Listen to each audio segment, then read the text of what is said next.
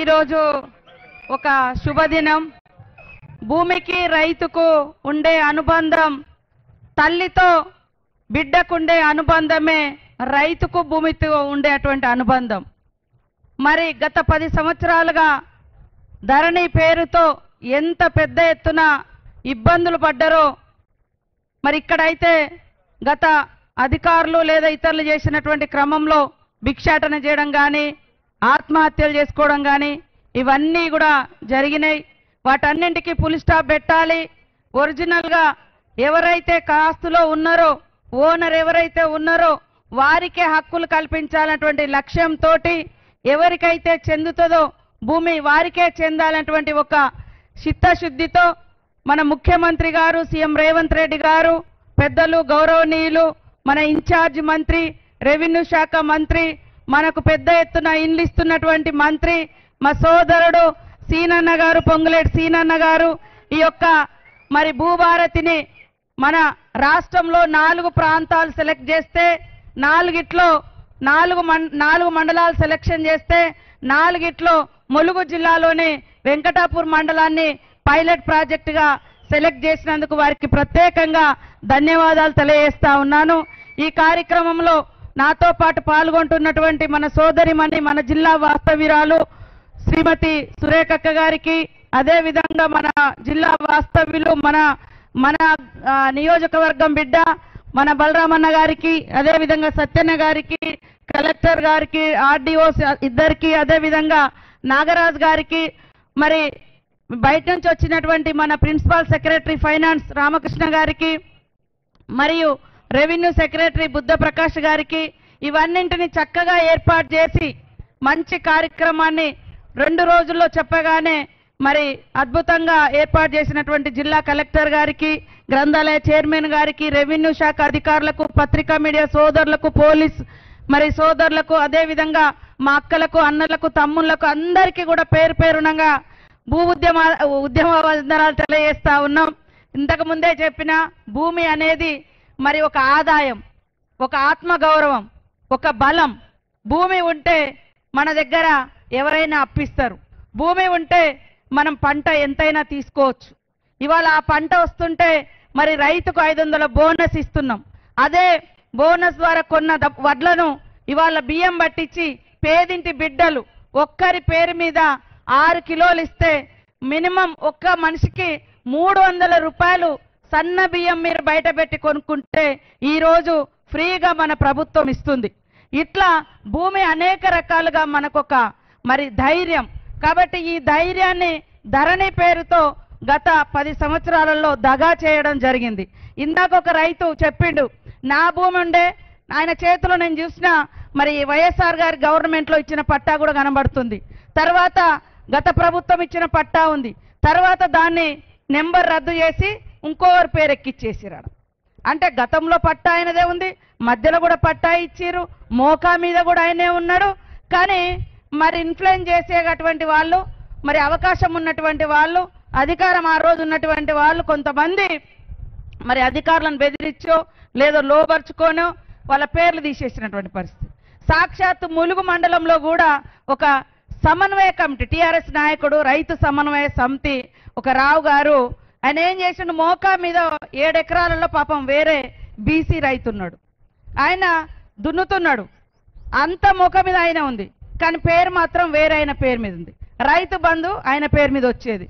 మేము ప్రెస్కు కూడా ఇచ్చినాం, ఏందయ్యా ఇది న్యాయమా అంటే, నేనేం ఎక్కించుకోలే, రైతు బంధు నాకు వస్తుంది, నేనేం చేయాలి, మోక మీద మీరు ఉన్నారు, పంట మీకు వస్తుంది అంటే. ఇంత పచ్చిగా కూడా మరి వాళ్ళు గతంలో అసలు ఆడ భూమి కనపడకున్నా, భూమి ఉంటే వేరే వాళ్ళది ఆక్రమించుకోవడం, పాపం అరగోస పెట్టినటువంటి దాఖలాలు కనబడ్డాయి.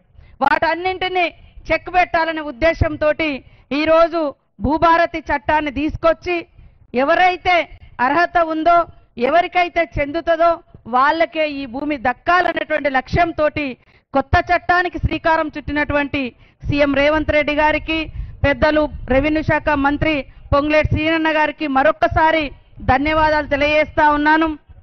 అధికారులు కూడా మనం చూసినాం, గతంలో వీఆర్ఓలను వాడుకున్నంత వాడుకున్నారు గత ప్రభుత్వం బీఆర్ఎస్ నాయకులు. ఎక్కడంటే అక్కడ వీళ్ళ భూమి వాళ్ళ పేరు మీద ఎక్కించుకున్నారు, వాళ్ళవి వీళ్ళకి ఎక్కించారు. తర్వాత లాస్ట్కి ఏం చేసిర్రు, వాళ్ళే దొంగలు, అధికారుల దొంగలని వాళ్ళని తీసేసారు. మొత్తం ఎక్కింది ఏమో వాళ్ళ భూములు, వాళ్ళ పేర్ల, వేరే వాళ్ళ భూములు వాళ్ళ పేర్ల మీద ఎక్కించుకున్నారు, వాడుకున్నారు, అధికారులను వాడుకొని ఎక్కించుకున్నారు. తర్వాత అధికారులను దొంగలని చెప్పిండ్రు.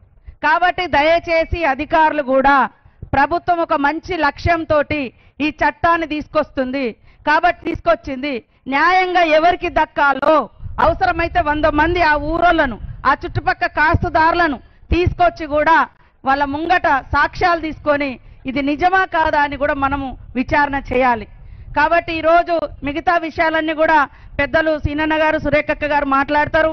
ఇక్కడ వచ్చినటువంటి మా అక్కలకు అందరూ తెలుసు, ఈ ప్రభుత్వం పేదల ప్రభుత్వం, పేదల కోసం పనిచేస్తుంది. మేము ఏమేం పేదల కోసం తీసుకొచ్చినామంటే, మరి ఎర్ర బస్ ఎక్కేది పేదలే, పేదింటి ఆడబిడ్డలకు బస్ ఫ్రీ పెడితే వ్యతిరేకిస్తున్నారు బీఆర్ఎస్ వాళ్ళు.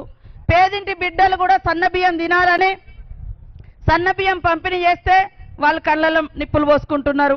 పేదింటి గుడిసెళ్లలో ఉచితంగా ఇళ్లలో కరెంట్ ఇస్తే అది తప్పంటారు.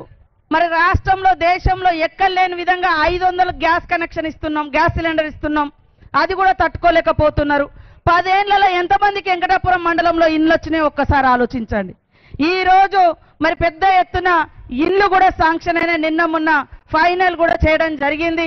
ముఖ్యమంత్రి గారు, మంత్రి గారు, మరి రెవెన్యూ, మన ఇందిరమ్మ ఇండ్లు కూడా ఇచ్చేటువంటి హౌసింగ్ మంత్రి గారు కూడా మన ఇన్ఛార్జి మంత్రి పొంగులేటి సీనన్న గారే.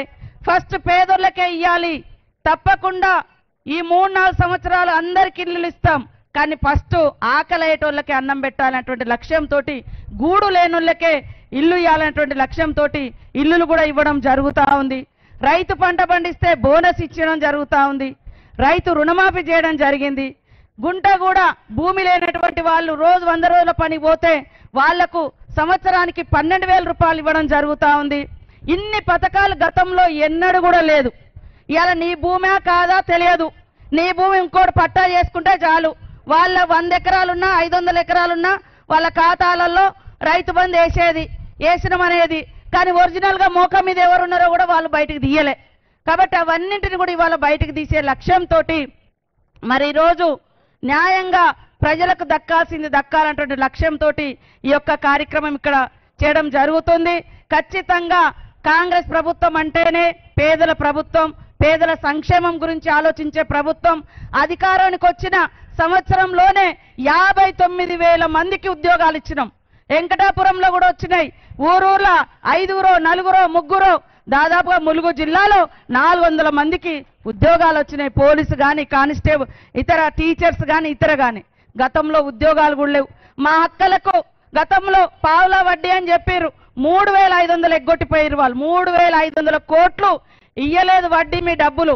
కానీ ఈరోజు మొన్ననే మేము వడ్డీ డబ్బులు కూడా మీకు వడ్డీ లేని రుణాలు కూడా ఇవ్వడం జరుగుతూ ఉంది. మహిళలకు బస్సులలో ప్రయాణం చేయడం కాదు, బస్సు మీద హక్కు ఇచ్చినాం. ఉచితంగా మరి సోలార్ విద్యుత్ ఇస్తా ఉన్నాం. ఇక్కడే కోళ్ళ ఫార్మ్స్ పెట్టుకున్నారు, గేదెల ఫామ్లు పెట్టుకున్నారు. అనేక రకాల బిజినెస్లను కూడా మనం స్టార్ట్ చేయడం జరిగింది. కాబట్టి ఈరోజు ఇంత పెద్ద ఎత్తున వచ్చిన మీ అందరికీ మరొకసారి ధన్యవాదాలు. ఆలోచించండి, ఎవరు ప్రజల కోసం ఆలోచిస్తున్నారు, ఎవరు దోచుకున్నారు. ఒక్క ధరణి పేరు మీద వేలాది ఎకరాలు కొన్ని కుటుంబాలు, అధికారంలో ఉన్నటువంటి ఆనాటి అధికార పార్టీ నాయకులు ఎట్లా ఆక్రమించుకున్నారో తొందరలోనే ఒక్కొక్కటి బయటికి వస్తుందని కూడా ఈ సందర్భంగా తెలియజేస్తూ, ఈ కార్యక్రమాన్ని మంచిగా నిర్వహించినటువంటి కలెక్టర్ గారు, ఇతర అధికారులకు, అశేషంగా తరలి వచ్చిన మా సోదరులకు, సోదరిమణులకు అందరికీ కూడా పేరు పేరున హృదయపూర్వక నమస్కారాలు, ధన్యవాదాలు. జై రైతన్న, జై రైతన్న, జై రైతన్న.